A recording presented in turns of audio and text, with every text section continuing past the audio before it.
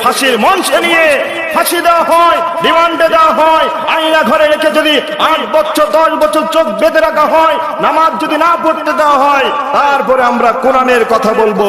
বুক ফুলিয়ে কথা বলুন, ঠিক না বেঠিক? সুতরাং যেসব স্বৈরাচারীরা কোরআনের বিরোধিতা করেছিল, যারা আলেমদেরকে নির্যাতন দিয়েছিল, আল্লাহ তাদেরকে অপমান অপদস্থ করে দেশ থেকে তাড়িয়ে দিয়েছিলেন। কথা বলুন, ঠিক না বেঠিক? স্বৈরাচার আর নাই। আর যদি স্বৈরাচার মাথা নাড়া দিয়ে উঠতে চায়, আমরা মুসলমান ইমান থাকতে আমরা ওই স্বৈরাচারদেরকে ছেড়ে দেব না। কথা বলুন, ঠিক না বেঠিক? আমরা চাই কোরআনের রাজ, কোরআনের শান্তি। কথা বলুন, ঠিক না বেঠিক? যার ভিতরে কোরআন আছে তাকে আমরা মানবো, যার ভিতরে ইসলামের সঠিক নিয়ম রয়েছে আমরা তাকে মানবো। আমরা কোন স্বৈরাচারকে নেতা বলে আমরা মানতে পারবো না। কথা বলুন, ঠিক না বেঠিক? জেলে ভরে জুলুম করে এমন ভাঙা যাবে না, অত্যাচারে শিকল দিয়ে এমন বাধা যাবে না। আলেমদেরকে যখন জেলের ভিতরে ঢোকানো হয়েছিল, তাদেরকে বলা হয়েছিল তুমি শুধু কোরআনের ওয়াজ করবে না, কোরআনের ময়দানে গিয়ে কোরআনের কথা বলবে না। একবার বলো, দেখো তোমাকে আমরা জেল থেকে ছেড়ে দেব, তোমার নামে কোনো মামলা হামলা কিছুই থাকবে না, তোমাকে শান্তিপূর্ণ পরিবেশে রাখা হবে। তারপরেও তারা এই জালিম বাতিলের কথা কি মানছিল? আসসালামু আলাইকুম ওয়া রাহমাতুল্লাহি ওয়া বারাকাতুহু। ভালো আছেন সবাই? আলহামদুলিল্লাহ নাহমাদুহু ওয়া নাস্তাঈনুহু ওয়া নাস্তাগফিরুহু ওয়া নাউযু বিল্লাহি মিন শুরুরি আনফুসিনা ওয়া মিন সাইয়্যাতি আ'মালিনা। من يضلله فلا مضل له ومن يضلله فلا هادي له ونشهد أن لا إله إلا الله وحده لا شريك له فقد قال الله تعالى في كلامه المجيد وفرقانه الحميد। সকলে আমার সাথে মনে মনে পড়ি, আউযু বিল্লাহি মিনাশ শাইতানির রাজীম। বিসমিল্লাহির রাহমানির রাহিম। إذ أوى الفتية إلى الكهف فقالوا ربنا آتنا من لدنك رحمة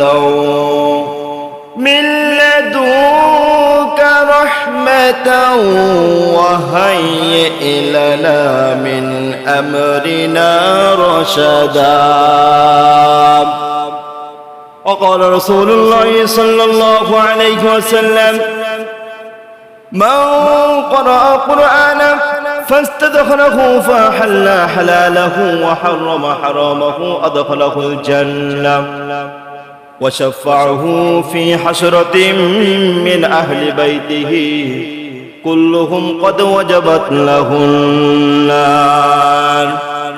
إن الله وملائكته يصلون على النبي يا أيها الذين آمنوا صلوا عليه وسلموا تسليما. درود شريف পড়ি। اللهم صل على محمد وعلى آل محمد وعلى آل إبراهيم إنك حميد مجيد. একটু জিকির করি, লা ইলাহা। একটু জোরে বলেন, এতগুলো মানুষ আসতে বলেন কিসের জন্য? জোরে বলেন। মসজিদে এসে একটু জোরে বলবে তো আওয়াজ দেয় না। আরো জোরে, লা ইলাহা সুবহানাল্লাহ ওয়ালহামদুলিল্লাহ লা ইলাহা ইল্লাল্লাহ সুবহানাল্লাহ। জোরে।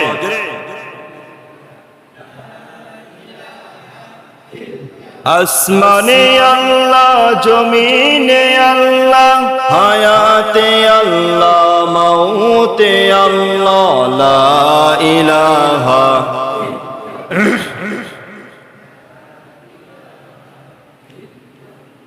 কোরআন আমাদের সংবিধান, ওরাই সবাই তার বিজয় নিশান। কথা বলেন ঠিক না ঠিক? আমাদের সংবিধান কে? আরো জোরে বলেন কে? অর্থাৎ এই কোরআনের বিপরীতে যে সংবিধান তৈরি করবে, আমাদের ঈমান থাকতে আমরা তাদেরকে ছেড়ে দেব না। কথা বলুন ঠিক না বেঠিক? যেখানে কোরআন আছে সেখানে আমরা আছি, যেখানে কোরআন নাই সেখানে আমরা মুসলমান থাকবো না। কোরআন আমাদের সংবিধান, ওরাই সবাই তার বিজয় নিশান। নেতা আমাদের রাসূলুল্লাহ লা ইলাহা।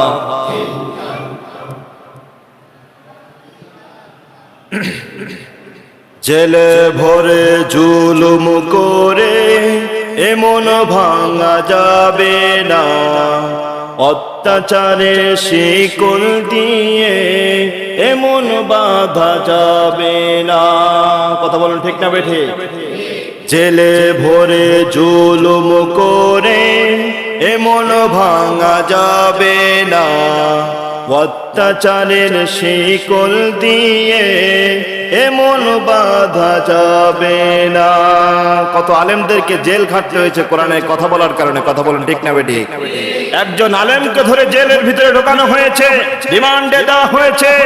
আল্লামা দেলোয়ার হোসেন সাঈদী সাহেব, যিনি কিনা 13টি বছর জালিমের কারাগারের ভিতরে কাটিয়েছিলেন, তাকে মিথ্যা মামলায় মিথ্যা অপরাধে তাকে জেলের ভিতরে ঢুকে আসামি বানা হয়েছিল এবং তাকে মিথ্যাভাবে মেরে ফেলানো হয়েছে। কথা বলুন ঠিক না বেঠিক? একজন আলেমকে মারবে, আল্লাহ তাআলা ওইখান থেকে আরো শত শত হাজার হাজার আলেম তৈরি করে দেবেন। কথা বলুন ঠিক না বেঠিক? জেলে ভরে জুলুম করে এমন ভাঙা যাবে না। মন ভাঙা যাবে? বলেন ভাঙা যাবে না।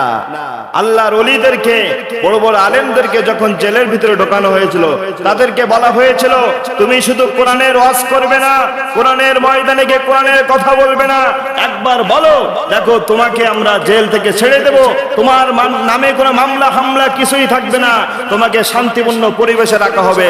তারপরও তারা এই জালিম বাতিলের কথা কি মানছিল? তাদের কথা ছিল লা ইলাহা ইল্লাল্লাহু মুহাম্মাদুর রাসূলুল্লাহ। আমাদের কলেমার শক্তি বুকে থাকা সত্ত্বেও আমরা এই জালিমের কথা আমরা শুনবো না। তাই যদি আমাদেরকে ফাঁসির মঞ্চে নিয়ে ফাঁসি দেওয়া হয়, রিমান্ডে দেওয়া হয়, আয়না ঘরে রেখে যদি 8 বছর 10 বছর চোখ বেঁধে রাখা হয়, নামাজ যদি না পড়তে দেওয়া হয়, তারপরে আমরা কোরআনের কথা বলবো। বুক ফুলিয়ে কথা বলুন ঠিক না বেঠিক? সুতরাং যেসব স্বৈরাচারীরা কোরআনের বিরোধিতা করেছিল, যারা আলেমদেরকে নির্যাতন দিয়েছিল, আল্লাহ তাদেরকে অপমান অপদস্থ করে দেশ থেকে তাড়িয়ে দিয়েছিলেন। কথা বলুন ঠিক না বেঠিক? স্বৈরাচার আর নাই। আর যদি স্বৈরাচার মাথা নাড়া দিয়ে উঠতে চায়, আমরা মুসলমান ঈমান থাকতে আমরা ওই স্বৈরাচারদেরকে ছেড়ে দেব না। কথা বলুন ঠিক না বেঠিক? আমরা চাই কোরআনের রাজ, কোরআনের শান্তি। কথা বলুন ঠিক না বেঠিক? যার ভিতরে কোরআন আছে তাকে আমরা মানবো, যার ভিতরে ইসলামের সঠিক নিয়ম রয়েছে আমরা তাকে মানবো। আমরা কোন স্বৈরাচারকে নেতা বলে আমরা মানতে পারবো না। কথা বলুন ঠিক না বেঠিক? সম্মানিত ভাইরা, আল্লাহ তাআলা এই পবিত্র জুমার দিনে আপনার আমাকে মহব্বত করে ভালোবেসে আল্লাহর ঘরের ভিতরে এনেছেন, সেই জন্য আল্লাহ তাআলার প্রতি শুকরিয়া আদায় করি। সকলে বলে আলহামদুলিল্লাহ। পবিত্র জুমার দিন আমরা পেয়ে খুশি না বেজার? সবাই খুশি তো? এই জুমার দিন সকল মুসলমানের ঈদের দিন, খুশির দিন। সকলে বলে আলহামদুলিল্লাহ। কেমন খুশির দিন দেখেন। আমি কিন্তু এই জুব্বাটা সপ্তাহে 6 দিন এখানে দাঁড়াই, কিন্তু আমি গায়ে দিয়ে নামাজ পড়াই। জুমার দিন যখন আসে তখন মনে চায় যে সুন্দর একটা জিনিস একটু গায়ে দিয়ে যেন কোরআনের কথা বলতে পারি। আমরা অন্যান্য দিন যেভাবে যে পাঞ্জাবিগুলো, যে টুপিগুলো আমরা পরিধান করি, জুমার দিন আসার আগে দেখবেন সেগুলো খুলে আমরা সুন্দর আয়রন করা নতুন পাঞ্জাবি আমরা পরার জন্য চেষ্টা করি, একটু আতল লাগানোর জন্য চেষ্টা করি, আগে আগে মসজিদে আসার জন্য চেষ্টা করি। কারণ এই জুমার দিন হলো প্রত্যেকটা মুসলমানের ঈদের দিন। এই দিনে যে ব্যক্তি আগে মসজিদে আগমন করবে, প্রবেশ করবে, আল্লাহ তাআলা ওই প্রবেশ করার প্রথম থেকে শেষ পর্যন্ত যতক্ষণ পর্যন্ত মসজিদে বসে থাকবে ততক্ষণ তার আমল নামায় সওয়াব দিবেন কে?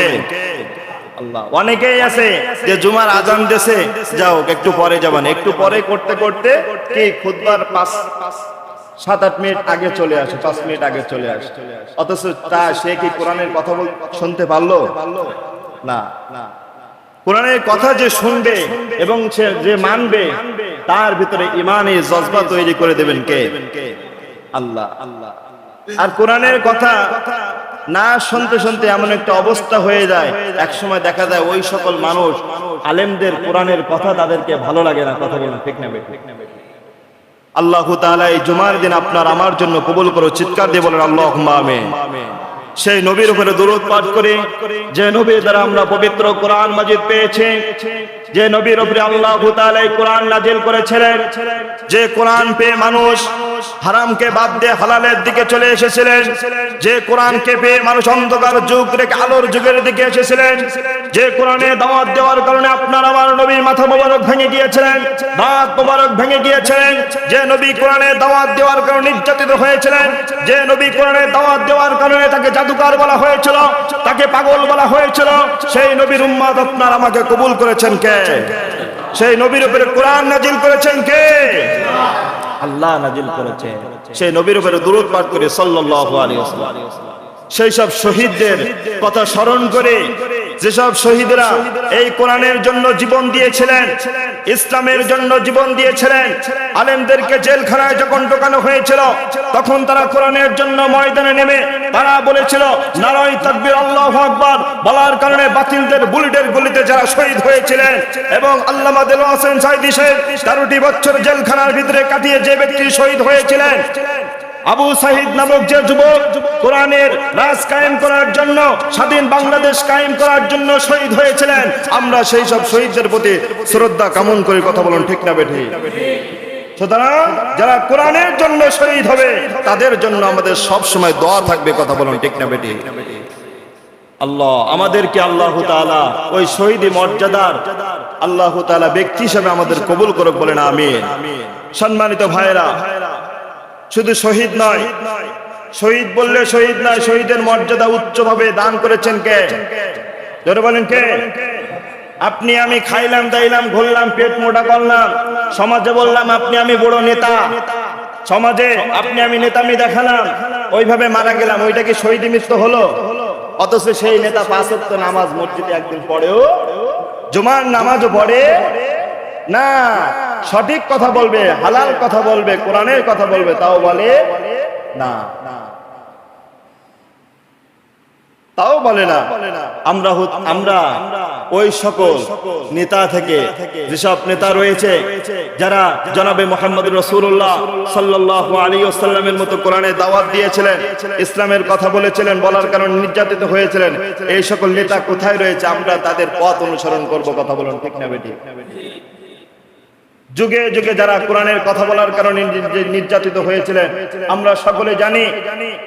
সর্বপ্রথম যে মহিলা ইসলামের জন্য শহীদ হয়েছিলেন, ফেরাউনের স্ত্রী মা আসিয়া আলাইহিস সালাম, যিনি কিনা কোরআনের এই কলেমা গ্রহণ করার কারণে, মুসা কালিমুল্লাহ কলেমা গ্রহণ করার কারণে তাকে নির্যাতিত হতে হয়েছিল।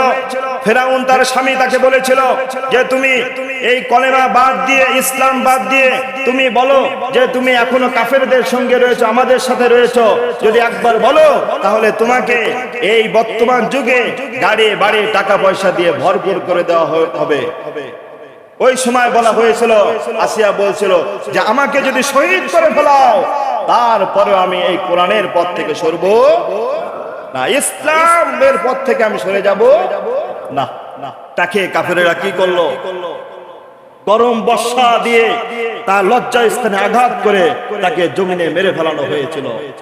আজ আপনি আমি মুসলমান, আমরা কি ওই নির্যাতন সইতে, ওই নির্যাতন কি আমাদের উপর আসতেছে? বলে না, কেউ তো এখানে বলতে পারবেন না যে কোরআনের কথা বলার কারণে আমাকে এসে হুমকি দেওয়া হয়েছিল তুমি সঠিক কথা বলবা না, কে বলতে পারবে? আমাদের প্রতি এখনো নির্যাতন আসে নাই, কোরআন বিরোধী বাতিলেরা কোনো নির্যাতন করে নাই। আমরা কিসের মুসলমান? আমরা সঠিক পথে নাই। যদি সঠিক পথে থাকি অবশ্যই আপনার আমার প্রতি দেখবেন বাতিলদের আক্রমণ আসবে। কথা বলুন ঠিক না বেঠিক? আল্লাহু তাআলা আপনার আমাকে কোরআনের জন্য কবুল করুক, বলেন আমিন।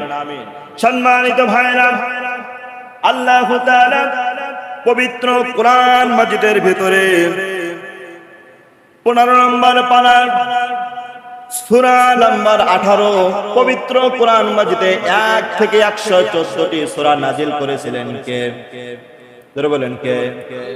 এখন যদি এর ভিতরে প্রশ্ন করা হয়, ভাই তুমি বলো কোরআনে কয়টা সূরা রয়েছে, এখানে দেখবেন 1% মানুষ পারবে আর 9% পারবে না। কোরআনে কয়টা সূরা রয়েছে যদি জিজ্ঞাসা করা হয় কেউ বলতে পারবেন না, দুই একজন বলতে পারবে। অথচ কোরআনকে জানার জন্য আপনার আমাকে পৃথিবীতে সৃষ্টি করে পাঠিয়েছেন কে? আপনি আমি দুনিয়াবি পড়াশোনা করে বড় শিক্ষিত হয়েছে, বড় চাকরি করি, অথচ আল্লাহ তাআলা কোরআন জানার কথা বলা হয়েছে, কোরআন পড়ার কথা বলা হয়েছে, এইটা আপনি আমি জানি না। ওই যে কিয়ামতের দিন, কঠিন মুসিবতের দিন ধরা দেবেন কে? যারা বলেন কে? আপনার আমার সম্পদ অনেক রয়েছে, টাকা পয়সা অনেক রয়েছে, নাম ধাম অনেক রয়েছে, অথচ তার ভিতরে কোরআনের কোনো জ্ঞান নাই, ইসলামের কোনো জ্ঞান নাই। কোরআন বোঝার চেষ্টা করে না, নামাজ পড়ার চেষ্টা করে না। ওই টাকা পয়সা অর্থ সম্পদ আলা মানুষ কি আল্লাহর কাছে কাজে লাগবে? লাগবে? আল্লাহু তাআলা পবিত্র কোরআন মাজিদে 30টি পারা নাজিল করেছেন। এই 30 পারার ভিতরে আল্লাহু তাআলা একটা সূরা নাজিল করেছেন, সেই সূরাটির নাম হলো সূরাতুল কাহাফ।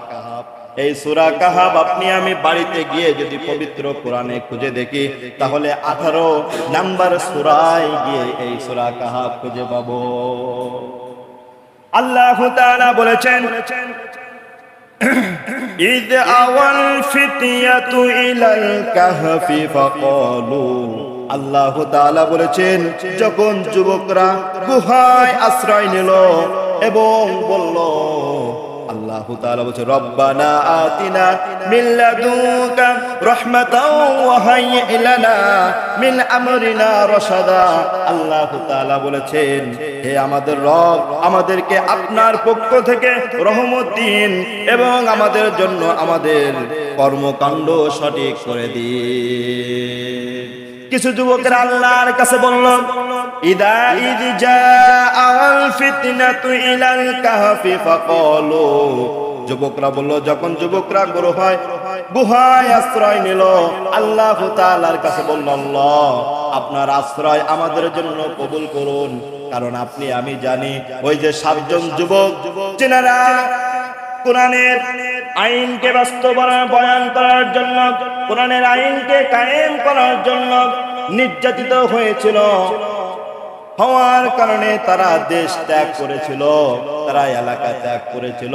আজ আপনি আমি দেখলেও বুঝতে পারি যারা কোরআনের সঠিক পথে রয়েছে, যারা কোরআনের কথা বলে, তারা কিন্তু এলাকায় কেন ওই জায়গায় কিন্তু তারা রাত কাটাতে পারে না। কথা বলো। এক দেশে একজন জুলুমকারী বাদশা ছিল, যিনি কিনা মূর্তি পূজারী ছিল এবং উনি পুতুল তৈরি করত এবং ওনার সাথে যারা ছিল তারা ওই পুতুলের পূজা করত, মূর্তির পূজা করত। এই বাদশার নাম ছিল দাকিয়ানুস। দাকিয়ানুস বাদশা মূর্তি পূজারী বাদশা ছিল। হঠাৎ মাত্র ওনার রাজ্যের ভিতরে সাড়া পড়ল, 7 জন যুবক রয়েছে, তারা মূর্তি পূজা করে না, তারা মানে এক আল্লাহকে। বলেন সুবহানাল্লাহ। কাকে মানে? রাসূলের পক্ষ থেকে যে আদেশগুলো আসে তারা রাসূলের রীতি মানে। এই খবর যখন বাদশার কানে গেল, বাদশা বলল, আমার রাজ্যের ভিতরে বসবাস করে, অথচ আমার এই মূর্তি পূজা করে না, এত সাহস কাদের রয়েছে?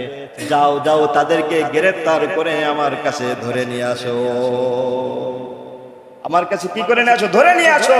কারণ তারা আমার সাথে মূর্তি পূজা করে না। তারা কেন কলেমার দাওয়াত দেয়? তারা কেন এক আল্লাহকে মানে? এই কারণে তাদেরকে নির্যাতিত হয়েছিলেন। কথা বলুন ঠিক না বেঠিক? সম্মানিত ভাইরা, এই খবর ওই 7 জন যুবক জানতে পারল। পেরে তারা রাতের অন্ধকারে বাড়ির থেকে রওনা দিল যে আমরা আর এই এলাকায় থাকবো না।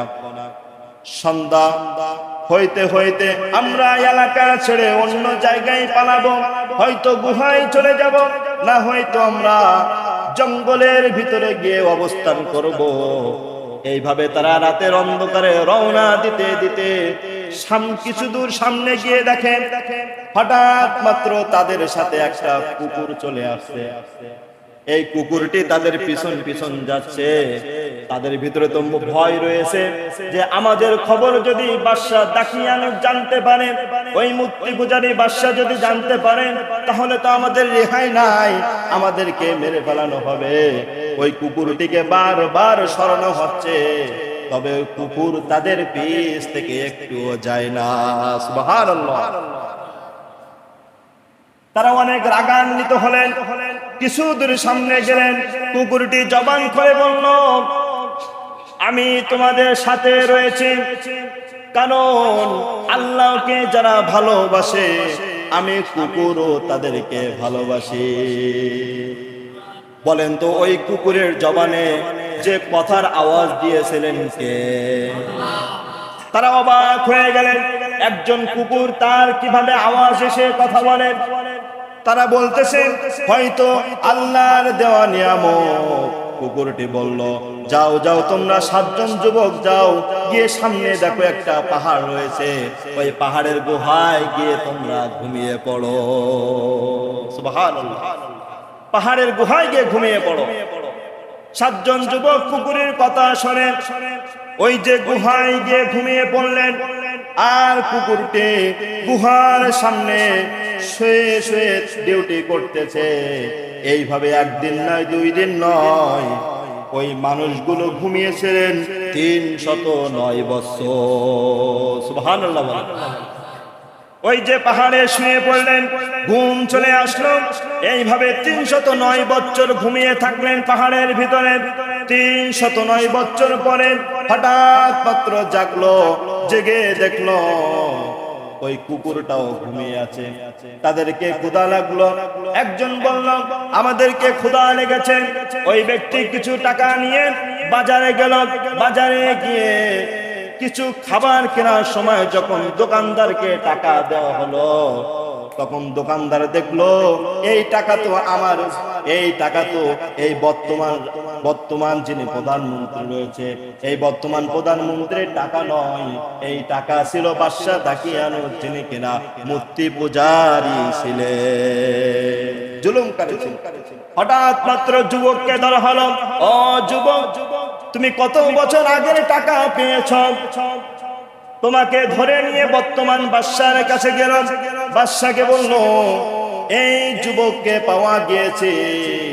এই যুবকের কাছে বাদশা দাকিয়ানুস মূর্তি পূজারীর টাকা পাওয়া গিয়েছে। তখন বাদশা বলল, তোমার সাথে আর কয়জন রয়েছে? তুমি সত্য কথা বলো। তখন ওই ব্যক্তি বলল, আমার সাথে এখনো 6 জন রয়েছে। বাদশা বললে, 6 জন কোথায় রয়েছে? তখন যুবক বলল, এই 6 জন পাহাড়ের গুহায় রয়েছে।